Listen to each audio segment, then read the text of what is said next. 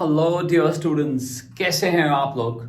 आज हम बात करने वाले हैं इनवर्स ट्रिग्नोमेट्रिक फंक्शंस के डोमेन और रेंज पर। आप कहोगे कि इनके डोमेन और रेंज तो स्टैंडर्ड होते हैं, लेकिन हाँ, अगर थोड़ा सा चेंज कर दिया जाए और आपसे क्वेश्चन पूछा जाए कि अब इसका डोमेन और रेंज क्या होगा, जो कि हमारे एग्जाम्पलर के अंदर भी है, स्कूल पेपर में भी पूछे जाते हैं, CUET के अंदर पूछे जा सकते हैं, और एंट्रेंस एग्जाम यानी JEE यानी बीटेक से रिलेटेड जितने भी पेपर्स हैं, चाहे मैं बिट सेट बोलूँ, VIT बोलूँ, UPES बोलूँ, इन सब में भी अक्सर ऐसे क्वेश्चंस पूछ लिए जाते हैं।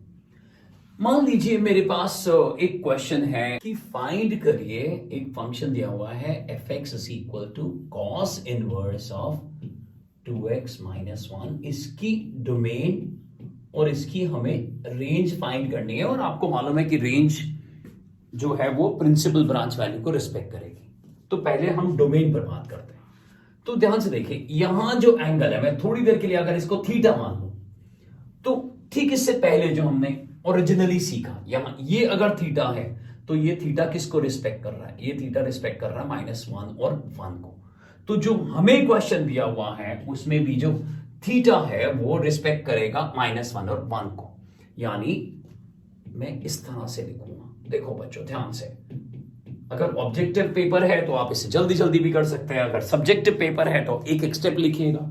अब हमारा टारगेट है कि हम x तक पहुंचे, तो हम हर जगह 1 ऐड कर देंगे। आपको मालूम है इनइक्वालिटी के अंदर आप ऐसा कर सकते हैं, इनइक्वालिटी पे कोई फर्क नहीं पड़ता। अब देखिए होगा क्या, यहां 0 आ गया, ये 1 और -1 जब कैंसिल हुआ तो सेम वे यहां -1 और 1 कैंसिल हो गया, जबकि यहां 1 और 1 ऐड होकर 2 आ गया। अब हम क्या कर रहे हैं, हर तरफ dividing each term by 2 which is a positive quantity. और आपको मालूम है पॉजिटिव क्वांटिटी से अगर हम डिवाइड करें तो इनइक्वेशन रिमेन्स दी सेम। अब जब हम इसे 2 से डिवाइड करेंगे हर जगह, तो आप देखिए हमारे पास क्या आने वाला है, 0/2। मैं फिर से कह देता हूं, ऑब्जेक्टिव पेपर होगा तो ये सारे स्टेप्स करने की जरूरत नहीं है, लेकिन सब्जेक्टिव पेपर में करना पड़ेगा। ये देखिए ये आ गया, तो हमारे पास यहां बहुत डोमेन बहुत क्लियरली आ गया है that x is belonging to closed interval of 0 to 1। यानी अगर फंक्शन हमारे पास, मैं f भी लिख सकता हूं, fx भी लिख सकता हूं। अगर मेरे पास फंक्शन है fx is equal to 2x minus cos inverse of 2x minus 1, तो जो मेरा डोमेन आया है वो आया है क्लोज्ड इंटरवल ऑफ 0 to 1। अब अगर आप कहेंगे कि इसकी रेंज क्या है, तो मैं कहूंगा देखिए बाहर देखिए, यहां +1 है, यहां तो कोई चेंज नहीं हो रहा, और हमारा ये जो एंगल है ये अल्टीमेटली किसको फुलफिल कर रहा है भाई, x की जब हम वैल्यूज पुट करेंगे 0 to 1, तो अल्टीमेटली 2x माइनस 1 क्या आ जाएगा। अभी आपको मालूम है, अगर आप रिवर्स ऑर्डर में चलो, अगर आप इसका कन्वर्स करो तो आप देखोगे -1 to 1 आ जाएगा। और इस -1 to 1 की वजह से, अगर मैं ओरिजिनली अब चलूं, सबसे पहले जो मैंने एग्जांपल दिया था, इस -1 to 1 की वजह से आउटपुट क्या आ रही है, 0 to π। इट मींस जो हमारे को क्वेश्चन दिया गया है उसकी रेंज भी हमारे पास क्या होगी। यानी अगर मैं fx को y लेट कर लेता हूं, तो रेंज के लिए अगर मैं y रखता हूं तो y बिलोंगिंग टू 0 to π। तो ये हुआ डोमेन, ये हुआ इसका रेंज। अक्सर ये क्वेश्चन पूछा जाता है। आइए एक और क्वेश्चन करते हैं, और बहुत ध्यान से करिएगा क्योंकि उसमें रेंज जो है वो सेम नहीं आएगी और हमें ध्यान देना पड़ेगा। जरा देखिए अगला क्वेश्चन क्या है, समझते हैं। तो क्वेश्चन है हमारे पास,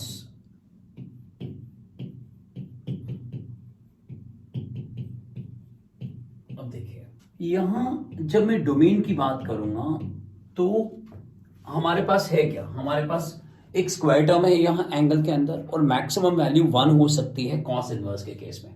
तो ध्यान से देखिए, यहां पर एक तरह से क्या हम ये बोल सकते हैं कि, फिर से समझ लीजिए, being a square term non negative होगा, नॉन नेगेटिव क्वांटिटी होगी, 0 और 0 से ज्यादा हो सकता है, लेकिन मैक्सिमम कॉस इनवर्स में यहां मैक्सिमम वैल्यू कितनी आ सकती है, 1 आ सकती है। इसीलिए एक्स स्क्वायर जो है वो कहां से कहां तक आ गया हमारे पास, एक्स स्क्वायर की जो वैल्यू आ रही है वो 0 से लेकर 1 तक आ रही है, जिससे हमें यह पता लगता है कि जो x है वो कहां से कहां तक होगा, -1 से 1 तक। खुद सोचिए, अगर मेरे पास यहां पर x है और उसको मैं स्क्वायर कर दूं, तो जितनी नेगेटिव वैल्यूज है वो सारी क्या बन जाएंगी, पॉजिटिव। -1 का स्क्वायर 1 बन जाएगा, -0.5 का स्क्वायर पॉजिटिव में बन जाएगा, 1 से कम रहेगा, और ऐसे करते करते आप वापस इस पे पहुंच जाओगे, यानी आप जस्टिफाई कर रहे हो।